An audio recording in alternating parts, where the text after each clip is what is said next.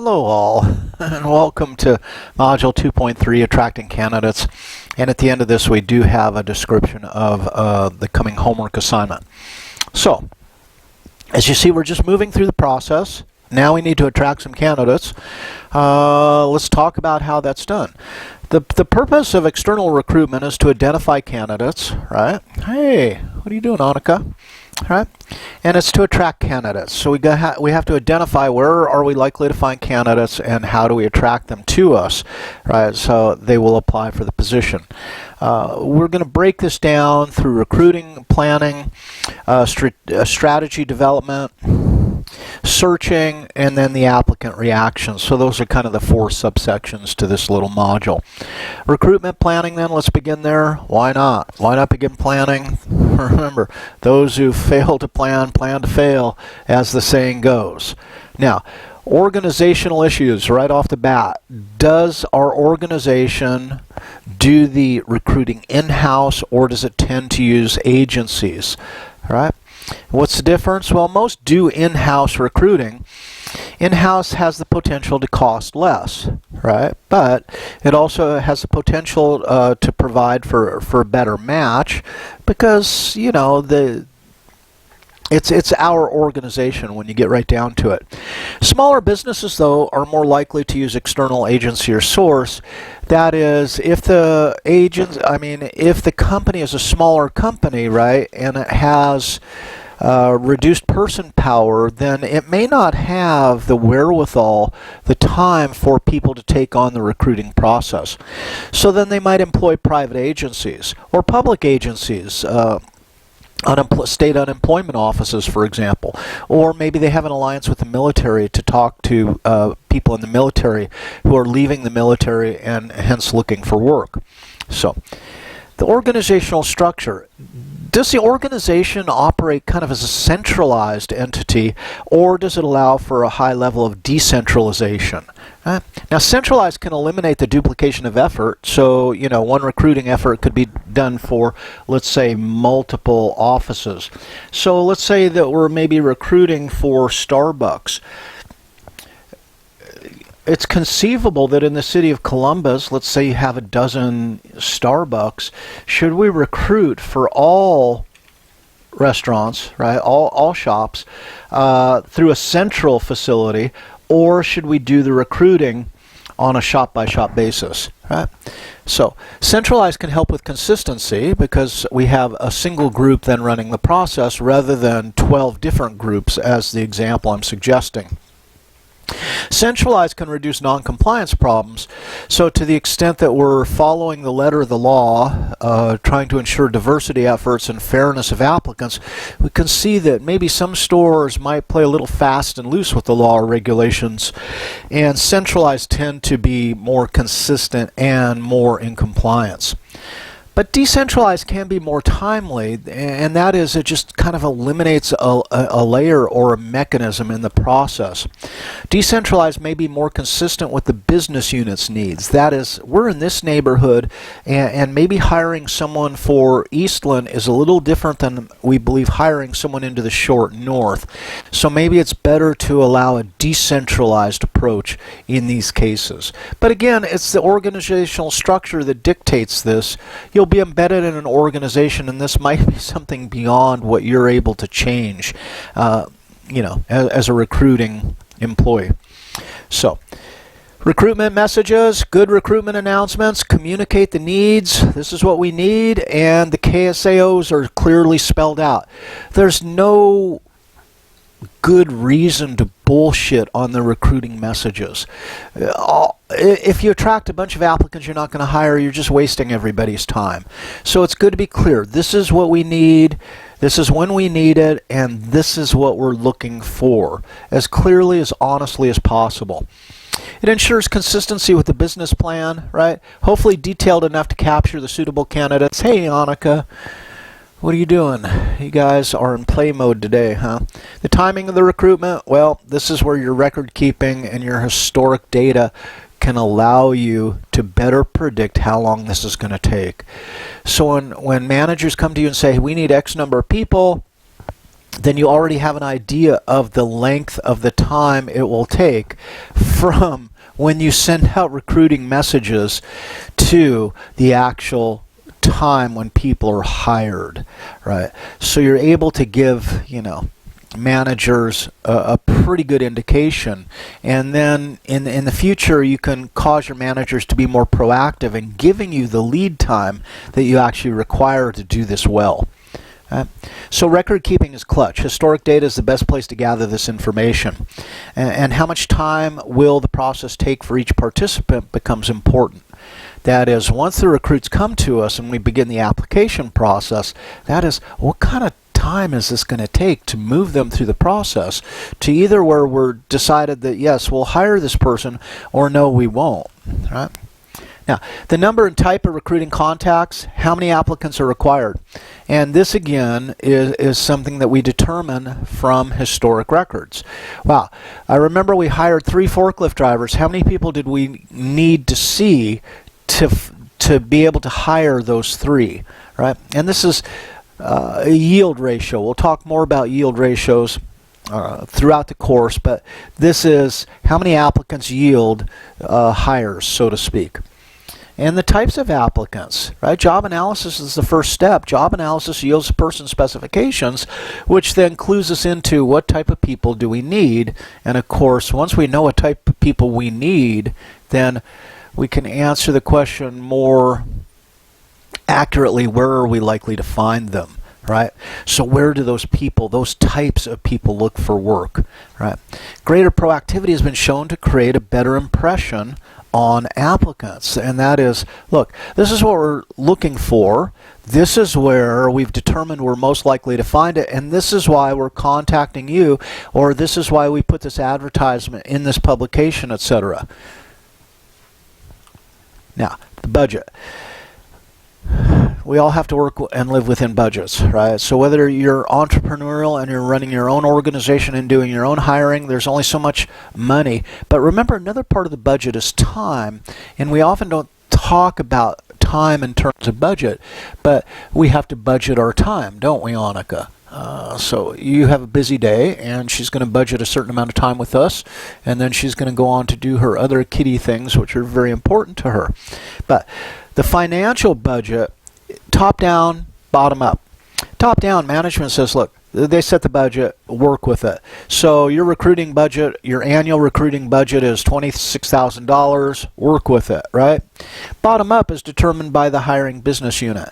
And in this case, they say, we need to hire this many people, and this is going to cost this amount of money. So really the budget, top down, bottom up, is who's calling the shots.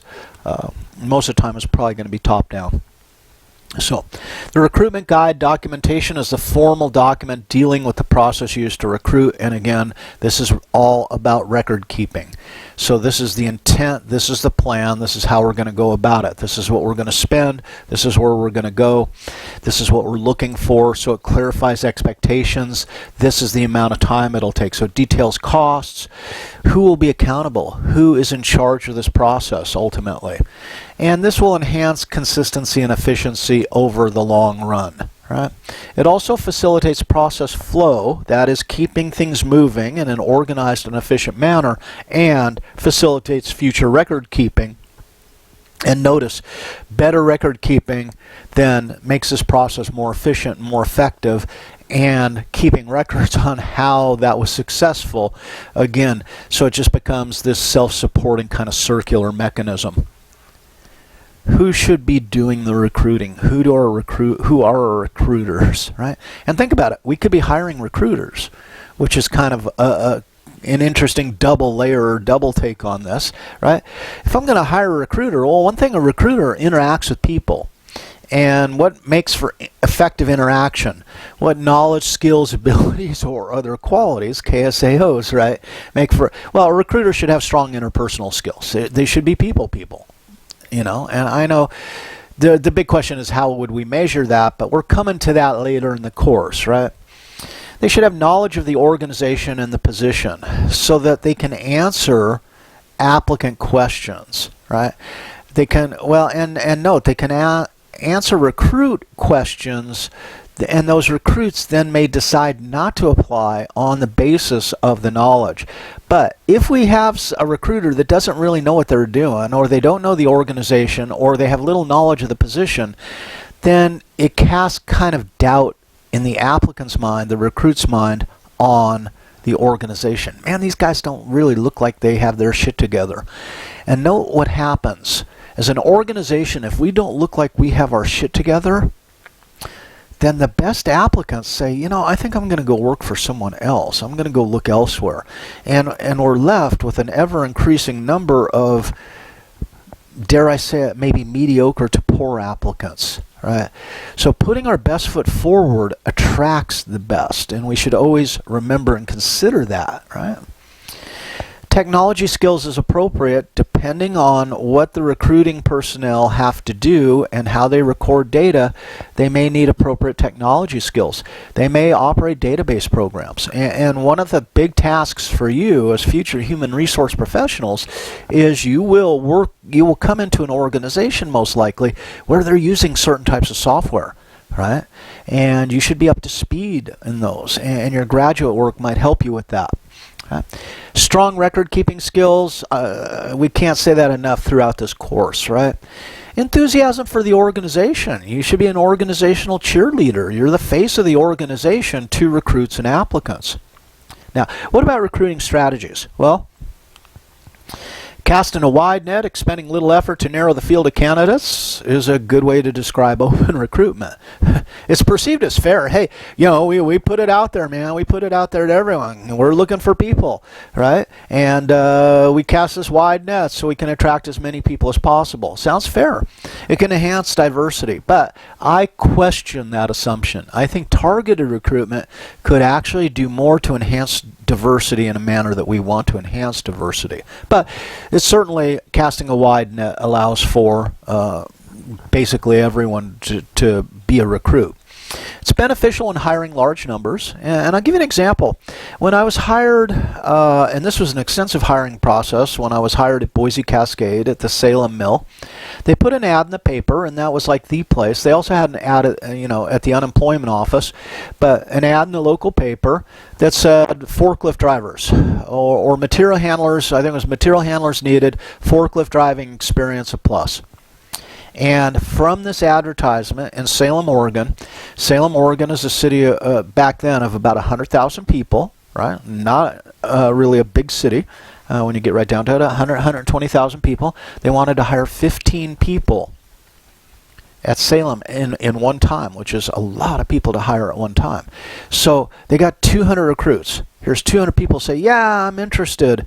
And from these 200 recruits, they process the applications, and they then narrow the list. They wean it down to 60 people. And the 60 people are going to enter into the assessment process. And from that assessment process, they're going to take the 60 and they're going to hire 15 was their target. So it gives you an idea of thinking in terms of how numbers work in this. They were hiring large numbers, so they had a relatively open recruitment process. But think about it. They had 200 applications submitted, and they narrowed down to 60, so that means they read 200 applications and eliminated 140. That's a lot of work right off the bat. Did the recruiting message, in its kind of lack of specificity, the advertisement, bring in too many people of the wrong type? And notice we're using wrong and right in quotes, because what does that mean? And that should be dictated by the KSAOs, right? The person specifications. But also notice that there might be better matched applicants out there that they failed to capture. More on that a little later. Right? So it's time consuming. And the wider the net we cast, right, the more time it's going to take to wade through the applications and narrow the list down. Now, what about job seekers? Categories of job seekers. Active job seekers, and I was an active job seeker at that point in time when I applied. I was working in construction, and I hated it, right? I was really looking for work. Yeah, I was still working, but I wanted to get the hell out. I needed a job, and I was actively looking for information and job openings. So I was ready to go. Now, semi-passive job seekers are interested in a new position, but only occasionally look actively for one. These people, by virtue of they're only looking now and again and probably not exhausting a lot of sources for employment opportunities, these semi-passive job seekers might be harder to find, but maybe no less difficult to attract than the active job seeker. Passive job seekers, on the other hand, are currently employed, are not actively seeking another job, but could be tempted by the right opportunity. All right? So many high-quality candidates are usually in this group, although it may be difficult to find them and interest them in your job opportunity. But I do get mailings. I'm on some email lists, and sometimes I get unsolicited emails about teaching opportunities, right? But I'm probably most likely described as a passive job seeker. I'm not really looking to change things up. I'm not necessarily looking for work right now. Could I be tempted by the right opportunity? Potentially, right? So, but you can see, and like it says though, this might be the highest quality candidates, but they're the most difficult to locate. Now, targeted recruitment, and this is where we start, focusing our laser beam on. This is where we're likely to find these people. We can target groups thought to possess the desired KSAOs. So we might say we're looking for an experienced teacher. How are we going to find experienced teachers, right? And so we target our recruitment effort to find those people. So we can find passive job seekers with these strategies. We can enhance diversity efforts because we can also target on the basis of we would like to have more female teachers in our department. We would like to have more female tenure track faculty, right? So we can target in this area. And note, one place to target if you're trying to hire teachers, and if you want to hire newbies, then you can look at graduate programs where people are getting ready to graduate and will be looking for work. Or you can then, let's say we want experienced teachers, then in fact we may target in a different way. Military personnel. Military is the bomb for training, right, and specializations. This is often we target military personnel for certain positions. Former employees. One thing that's not done enough. For example, when I left Columbus State, I handed in my resignation to Columbus State. I said, I'm not going to work here anymore. And one of the places they failed is they never gave me an exit interview. That is, someone in human resources should say, Mark, okay, so you want to leave, and we're going to miss you. You've been here. You've been tenured for 7 years. Do you mind if we ask why you're leaving? Right? But at the same time, then once you ask that, say, hey, if we ever have a position open up again, sometime down in the future, something changes, would you like us to contact you? Right? And you might do this with employees who are leaving for one reason or another, that doesn't reflect poorly on the relationship with the company or the organization. And think in terms of developing a supplemental recruiting list of former employees, right? But exit interviews are not performed often enough, and we need to know why people are leaving, right? So, employment discouraged, and these are people who maybe been laid off and don't believe there are any opportunities out there for them, or they've looked for work a long time and have kind of given up on the process. These might be a source of applicants. And then reluctant applicants, these are people who are not looking for work. And you can see these last two, I don't know that this is someplace that we want to maybe significantly target. It becomes a little harder to imagine the rationale of targeting these last two groups. But it may make sense in light of certain circumstances. Now, recruitment sources. Well, sometimes recruits just come to us. They come out of the blue. So they're walk-ins, they're call-ins, they're email-ins, right? So it may be a restaurant that you like and you're looking for work, and you just, ask, hey, is the manager around? And you say, are you looking for someone? I really like your establishment. I'm looking for work. I'd love to work here. So that can happen by walking in, by calling in, by emailing in. Big question is, how are you prepared to handle this? Do you have a process in place that says, you know what, I want to thank you for our interest in our organization. We're not hiring someone right now, but we do have a recruitment list, and I'd love to add you to it if you want to give me your contact information. And when a position opens up, when we're looking for someone with your skills, etc., then may we contact you. So part of this also is just being proactive. If you have a process in place, when someone asks you a question, then you look like you know what you're doing, right? If you say, oh, wow, shit, I don't, boy, then people start to lose interest pretty rapidly. And notice, the walk-in, the call-in, or the email-in has considered the idea that they may in fact like working for you. They like what they see. So that might be someone who's a little more attractive than just the run-of-the-mill person who responds to an advertisement. What is your process for dealing with it? All right. Now, another way to get people is employee referrals. And this is how this started the chain of events of how I was hired at Columbus State, right? This is an important source of applicants. That is, Dr. Tom needed someone to teach Psych 1100 at a moment's notice. So, the department said, hey, do you know anyone who could teach this class, right? And Dr. Tom says, yeah, I think so. I'm going to call Paul Afroni and see if he wants to teach the class. And that led to my tenure track position at Columbus State over time, right? Now, this could be facilitated by bonuses. We may give recruiting bonuses to existing employees based on successful hires, etc. And of course, this adds a cost.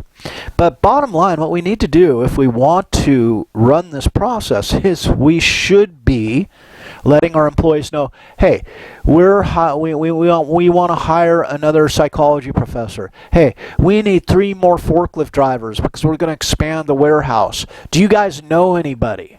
All right? So you've got to make it known to the employees within the organization. Now, we can also recruit from employee networks, and this could be formal social networks such as Jobster, LinkedIn, Facebook. And you know that LinkedIn is one of my pet peeves. Every time they send me an email that says, it's not what you know, it's who you know, I just cringe and want to punch my computer, although that would just be hurting me, not LinkedIn, right? But a lot of people swear by these organizations. Organizational networks such as the APA. Right, and the APA has a listing of people, and often there's contact information, so you might look there. Right? Informal, typical word of mouth. Right? Social nets may lead to legal troubles. That is, they may be accessing information that isn't necessarily appropriate. So we always have to be cautious with that. And I will just return to our ancient caveat. Consider always talking to the legal people in your organization when planning to do anything, basically. Now, recruiting advertisements. Newspapers and magazines were the go-to. This is being slowly diminished in its popularity, and online obviously is increasing. There's cost, right? Choose a source that reflects the demographic desired. So the way to get at this, whether it's a website, whether it's a magazine, whether it's a newspapers less so, but especially with magazines, who reads this magazine? What is your readership? What is their demographic makeup? And most advertising people within magazines, newspapers, know very specifically who their demographic is. They can report that to you, and you can make decisions based on, is this the audience that I'm looking from which to recruit? Okay. This is a traditional way of doing it, but like I said, it's being supplanted by employment websites. Yes, these are newfangled, but less and less every year. Not much in the way of definitive research yet. That's coming though, and people, and note that as we put more and more information out on the web, we do increase the risk of identity theft. Yes, it can be a problem, but not insurmountable, and it's basically, I think, something we're all learning to live with, right? Now, website and other mining. Rather than post an ad, this technique searches available resources for suitable candidates. So in fact, what you might do then is look at a faculty list. You might go to OSU Psychology Department website, and you look at a faculty list because you know that you need to hire a psychology faculty, right? So you go to universities, you look at their directories, and then you contact those people. And note, directories have probably 3 elements that are necessary to do this.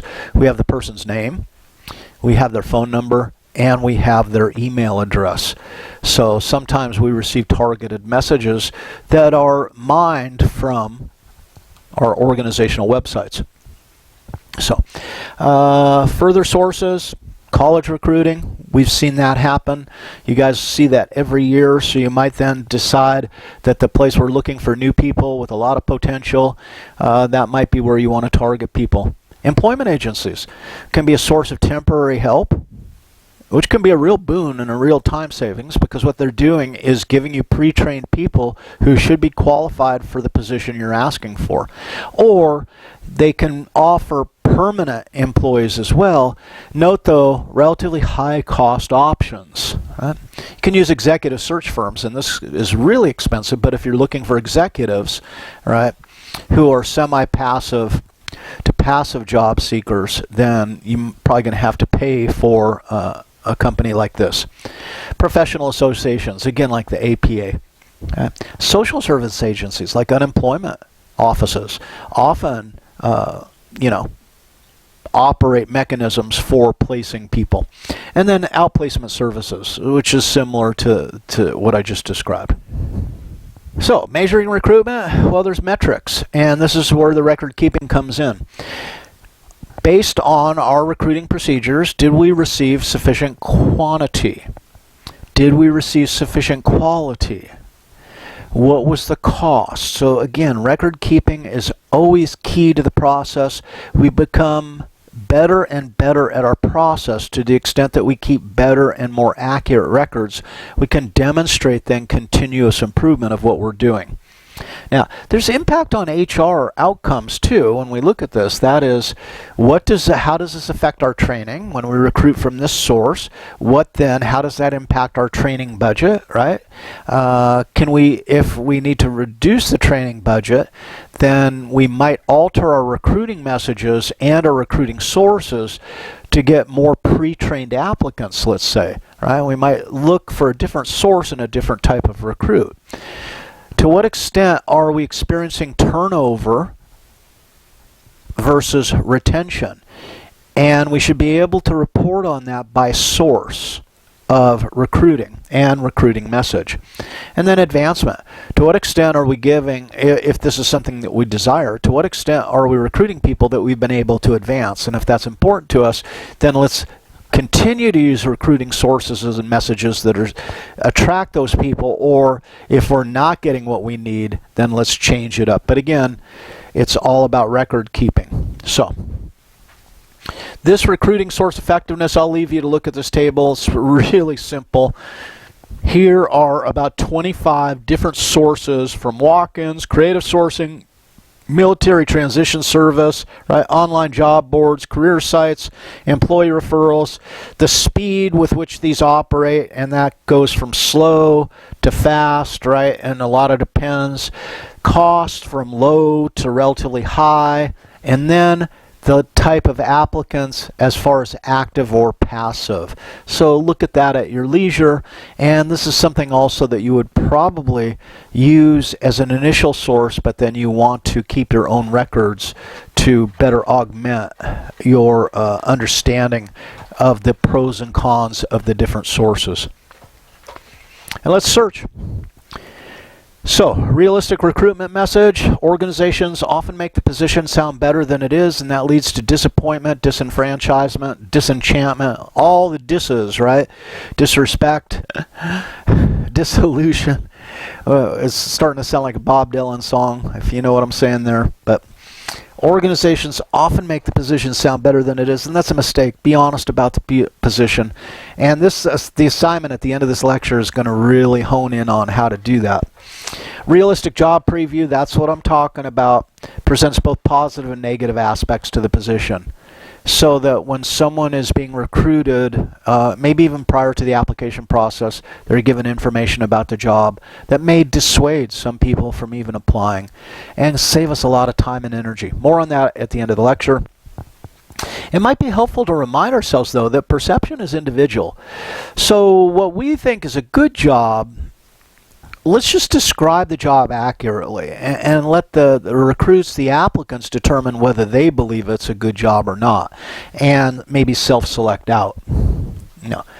We love to talk about brand, and your employment brand is part of your recruiting strategy. That is, brand dictates kind of how successful your recruitment efforts might be, or how difficult they might be. Right?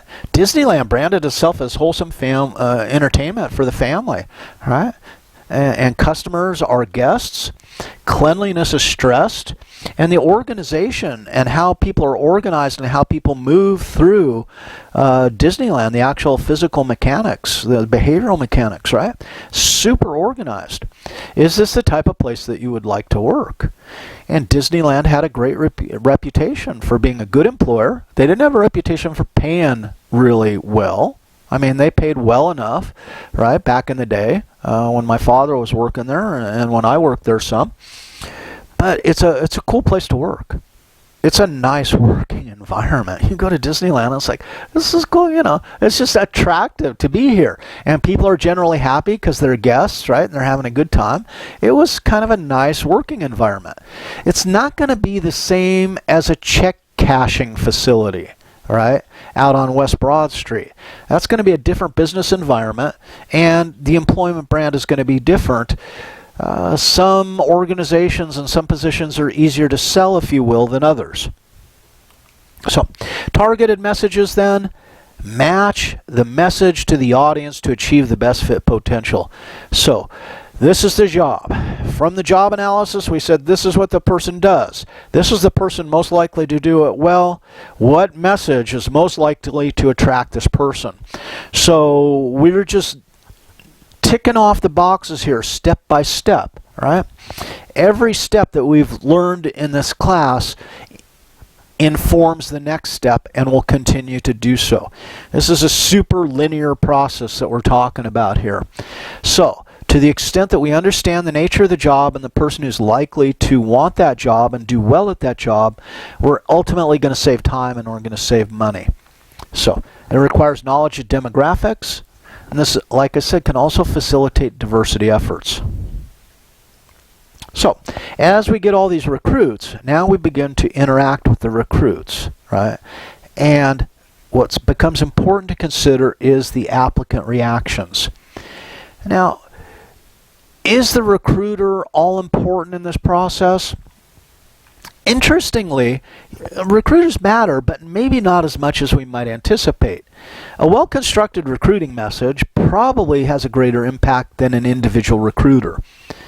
The organizational image probably has a greater impact on applicants and their reason for applying than a recruiter. Let us not get too fluffed up about ourselves, saying, oh, I'm a recruiter and I go find the best people. No, I think the organization and the organization's brand, their image, probably does a little bit more than I would as an individual recruiter, right? The location of the business, and I mean, I know it's super simple, but a lot of people don't want to move, and they want to work locally, right? Or they want to move, but they have a preferred location in mind. So those can be things that are kind of outside of the recruiter's control, and let's just, face that, right? The recruiter's more likely to influence attitude rather than behavior. So how the applicant feels, but not what the applicant ultimately does.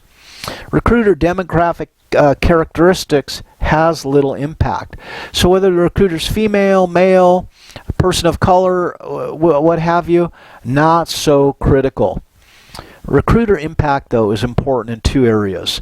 And this really gets to some interesting stereotyping research that's been done through the 90s and on. Warmth is important to people, and the perception of warmth. So recruiters should be warm, they should be personable, they should have good people skills like we discussed earlier, and they should have knowledge. Now, the way this is presented in the stereotype research by Fisk et al. Or Amy Cootie, if you will, is warmth and competence are dimensions on assessing or formulating stereotypes and groups. So warmth and knowledge, or warmth and competence, if you will. To what extent am I a friendly recruiter, and to what extent do I present a high level of knowledge about the position and about the company and about the recruiting process? So those are key. And this is where training recruiters, but selecting recruiters becomes all important. It's difficult to train people who are not warm to become warm. So these personality characteristics, often we select the personality characteristic because they're somewhat immutable. Yes, people can change, but I don't think as an organization we should be planning to change cold people into warm people. We need to hire warm people. The knowledge aspect is something that probably could be trained. So, just a further consideration. What are the reactions to the recruitment process? We want our applicants to believe they've been treated fairly and that what they had to do was job related.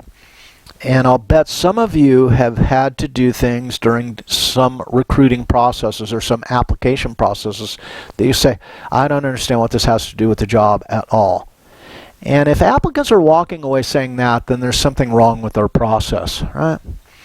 Delays are perceived as negative, and this is why we go back to those historic records as we described earlier. We say, hey, this is our process, this is our timeline, and remember, timeline is a budget of sorts, but it's a budget of time. This is our timeline.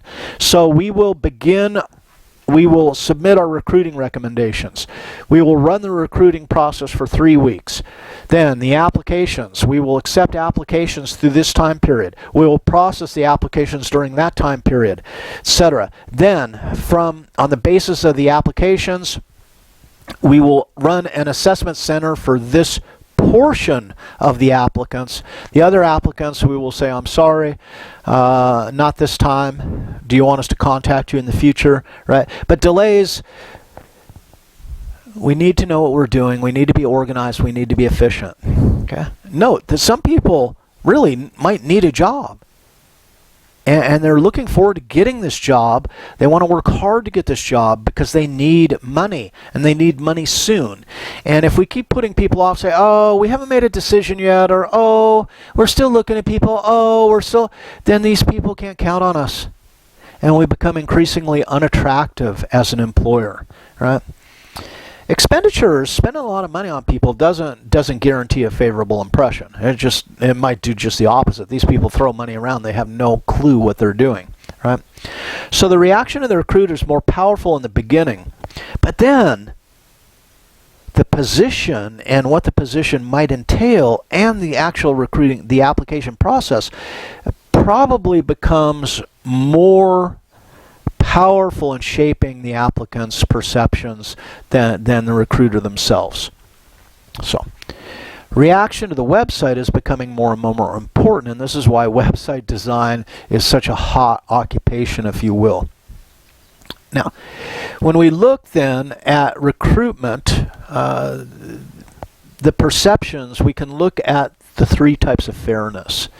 And I talk about this in organizational psychology, sometimes in social psychology, depending on the semester. But there's really 3 layers of fairness, 3 assessments that a person makes. Okay? The distributive is the perceived fairness of the outcome.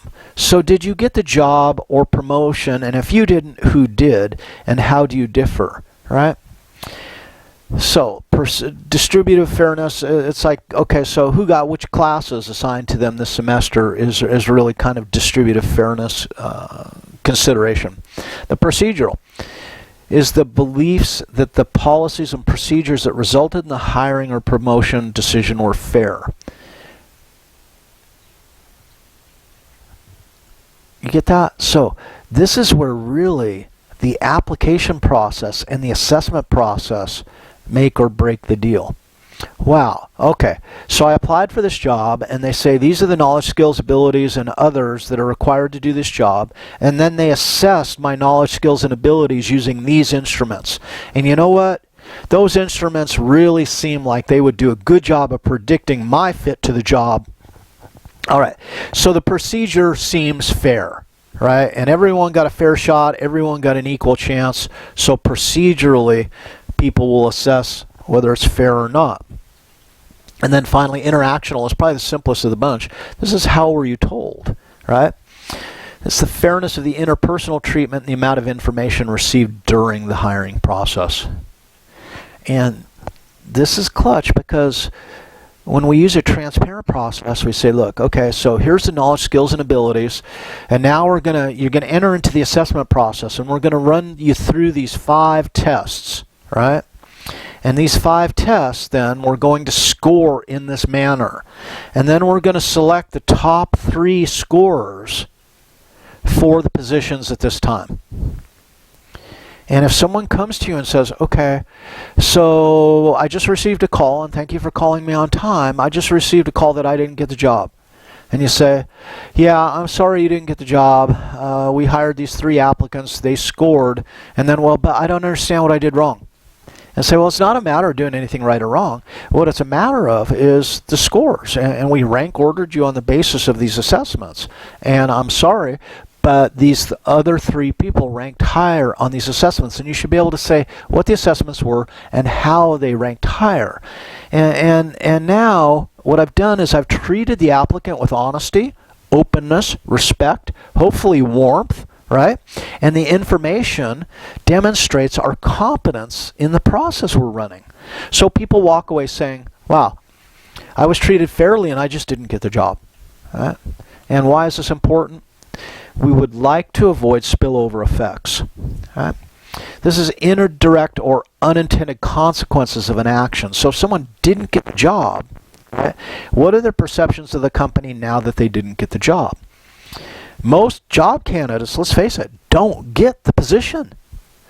Most job candidates unlikely to get the promotion, right?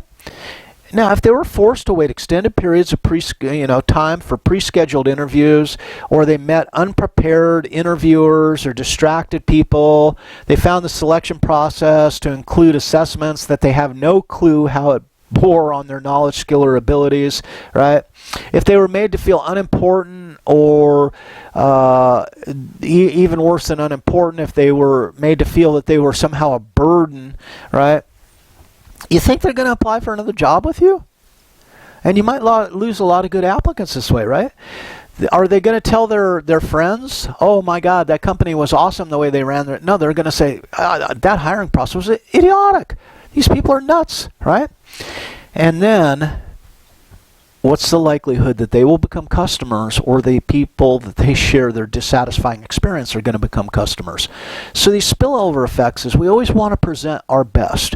We always want to treat people with warmth, and we always want to do our job competently. And that builds trust whether we hire people or not. So, what if they were greeted by name, given a quick tour of the facility? You know, you'd like to apply? Hey, let me walk you around. Treated fairly and respectively. Interviewed on time by prepared and enthusiastic employees. Heard from the company when it said it would follow up. Well, okay. Many firms treat candidates as if they feel privileged that the firm is even considering them for the position. This is entirely the opposite, right? They treat candidates like an afterthought. They don't demonstrate the warmth, and then it threatens the perception of competence, right? So you want to treat people fairly. You want to make sure that the procedural justice, the distributive justice, and the interactive justice are maintained, all from a position of warmth and competence. Now, let's talk a little bit about realistic job previews. As I promised, what are we talking about here? Well, they provide both positive and potentially negative information to job candidates. So when someone comes in and applies, and let's say they, we've changed them from a recruit to an applicant status. Some recruits we just say, no, I'm sorry, we're not interested, but now we have, you're an official applicant. Okay, so, well, in between that, though, with the recruits, we might give them just a simple questionnaire that says, this is what the job entails. Do you think you actually want to continue the application process? What we're talking about is being efficient and saving time here. Rather than try to sell the company by presenting the job in the most positive light, a realistic job preview strives to present it in an honest and accurate manner. The goal isn't to deter candidates by focusing on factors that might be perceived negatively. I mean, we're not trying to chase people away, right? But to provide objective information that candidates can use to self-assess their own fit to the potential job and organization. So self-assessment tools then allow the recruit, applicant, whatever stage we're doing this at, right, to determine, do they perceive a good fit with the company's culture and job opportunities, improve a job seeker's attraction to the organization. Okay? So, and think about this. When I was looking at graduate schools, I was accepted to the University of Champaign, Urbana, University of Illinois at Champaign-Urbana. And I went and I met with the professors, and that was cool. I met with some professors, but then you also often meet with the graduate students. And I just got this feeling that meeting with the graduate students there was like, this is something that they were directed to do. It was half on the level of a burden, and they weren't really interested in doing it, but they were told that they needed to meet with me as a potential graduate student in their program. And I was like, that just doesn't really sell me on that school, right? And one thing I will admit, they were very realistic at Illinois Champaign-Urbana, because they said, so you're married? And I said, yeah, I'm married. And they said, you realize that there's probably nothing for your spouse to do in Champaign-Urbana while you're here. There is no work, right? Unless you call working at a fast food restaurant, right? There is no work. It's unlikely that your wife can get a position at the university. Those are coveted positions. So, if you come here, it's unlikely that your wife will have anything to do for the 4, 5, 6 years that you're a graduate student. Well, that was not going to be acceptable to my wife, right? So it was a realistic job preview, and thank God for that, right? Because we could have made a horrendous mistake. And we didn't. And that's something that people should understand. And bad fits then self-select. I'm not a good fit to this position, so I self-selected out, right? I chose a different, and this is, became now, Ohio State becomes appealing because Columbus is a big city where there's a lot of work, there's a lot of schools, so my wife had a lot of opportunities, right? And it worked out extremely well for us. Same thing at Pittsburgh was okay. Buffalo was a little shaky, right? So, use self-assessments, should be anonymous and not used for selection. That's not the purpose of this. This purpose is just, hey, check this out, and then if you're still, after you do this, if you're still interested in applying, let's do it, all right? So, online self-assessments can be used, or they can be paper and pencil. So, as we discussed, the realistic job preview, and this is homework number 8. Can you believe it? We're already up to homework 8, guys. We are like halfway through the course as you're watching this. Maybe a little beyond that. As we discussed then, realistic job previews can be used to increase the efficiency of the recruitment and application process. Recruiting applicants that would not take the job makes little sense. Putting people through expensive assessment procedures when there's little chance they're going to want to do the job makes even less sense, right? So these self-assessment tools can be designed to expose the recruit, potential applicant, right, to both positive and negative aspects for the job. For example, a mill worker may be expected to work rotating shifts. And that was something to consider at the paper mill, and a lot of people, didn't apply for work at the paper mill once they heard and they were told, look, you will work a rotating shift. That means you'll work day shift this week, you'll work swing shift the next week, you'll work graveyard the week after that, and the fourth week you'll return to day shift. And a lot of people say, shit, I can't do that. For me, no big deal. I'd worked for a private patrol company for a year, and I chose to work nights. I chose to work graveyard. So it's like I have already worked a job where I've worked nights, I've worked a job at the lumber mill where I worked swing shift. I've worked all the shifts. The only new thing you're throwing at me is we're going to rotate the shifts and rather than be consistent.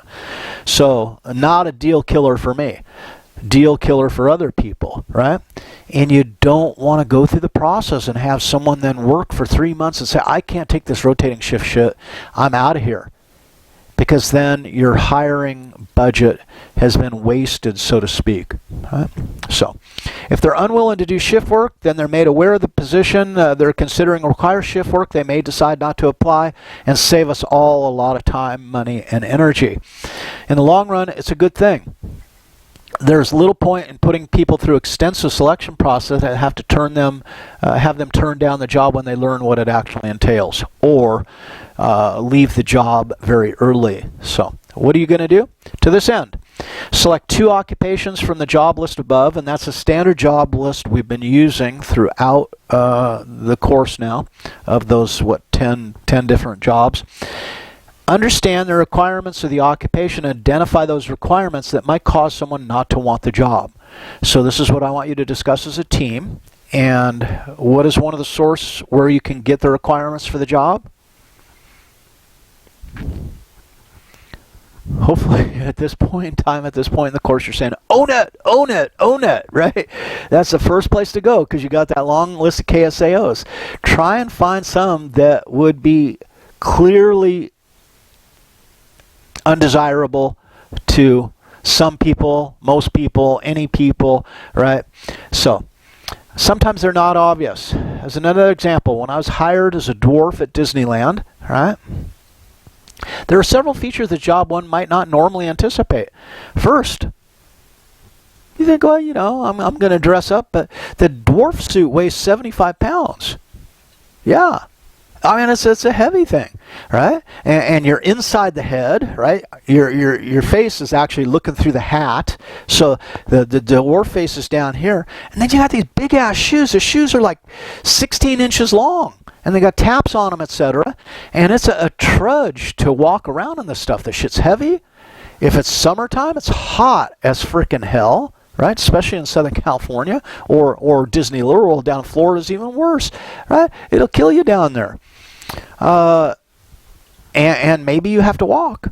I was a parade dwarf, so what did that mean? I didn't get to walk, kind of stand around. I was a parade dwarf, which meant I walked all the time. And in fact, we did the Rose Parade that year. That was cool to do the Rose Parade, but the downside, the Rose Parade is so long that all the characters, the dwarfs and all the costume characters, there was actually 2 batches. So we got to this one point in the parade route, no shit, I kid you not. We're walking, and we turn left onto this little side street, and the other stream of characters then comes off the side street onto the main street because they believed that the walk was too long for us. But a lot of walk and a lot of heavy weight. Are you up for it? No? Then let's not put you through any further application process.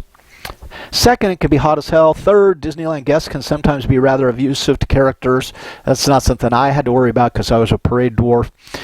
What could you have asked me, though, as the applicant to estimate my ability to withstand these rigors as well as others? And that's what this assignment is about. What are the questions you're going to design for potential applicants that give them an honest look at their fit to the requirements of the position? So, for this part of Homework 8, explain challenging aspects of each job that might send a new hire running, that is, abandoning the hiring process, or, as I was alluding to, maybe an early leaving of the job. Then develop 5 assessment items you would use as self-assessment instruments. These should be scale question items. For example, to what extent are you willing to potentially lose 20 hours of sleep a week as a result of working a different shift every week, causing sleep schedule interruptions? Right? Now I'm talking about the paper mill. And when you shift a graveyard, typically what we see is people lose about 20 hours of sleep the week they do graveyard. To what extent are you willing? I want you to think about that right now. Answer this question. To what extent are you willing to lose 20 hours of sleep every fourth week? Do you love your sleep? If you love your sleep, then you better not take that job, right? And by asking that question, the applicant goes, holy shit, no, I don't think I could do that. You know what? Maybe this is not the job for me. And they're out of there, which saves us time and money. Right? So, no, it's a slightly wacky scale that I employed here, right? Not at all willing, somewhat unwilling, slightly unwilling, but develop the scale to match the question, right? 5-point scale is probably the way to go. It's a tad unbalanced, but I'm not using it to collect data. Remember, we're not collecting data, and this is an anonymous. This is for the applicant. This is just, hey, I want to make you aware. I want you, while you're sitting down here by yourself, anonymously looking at this questionnaire, does this really sound like a job that you want to continue the application process to get into? Hey, Penelope, did you come to hang out with your sister? Okay. So, if I want to do double duty, I might use the scale to collect or understand candidates' reactions to a job. I might use conventional scaling. Let's not worry so much about that. What we're really trying to do... So again, what we're really trying to do here is just inform the applicant what's possibly ahead of them, and this can go a long way to saving us a lot of time and money, right? If you do want to assess how applicants are responding, then you can, tighten up on your scale a little bit and use that to collect data in that regard. But ultimately, the realistic job preview is just saying, hey, this is the deal. How do you feel about it? And if it's not for you, let's just get that out of the way right now and not put you through an application process that really becomes kind of senseless or meaningless at that point. So that's your assignment, right? 5 questions, corresponding scales. I suppose if you have 4 people on your team and you only want to do 4 questions, that's okay. Whatever. But so provide the scale items. Provide me a sentence or 2 explaining why did you select this. I want you to tie it back to the KSAO so I can see what you're thinking and how you formulated your decision, right? And that's it. So there you go. I hope you guys have a great day.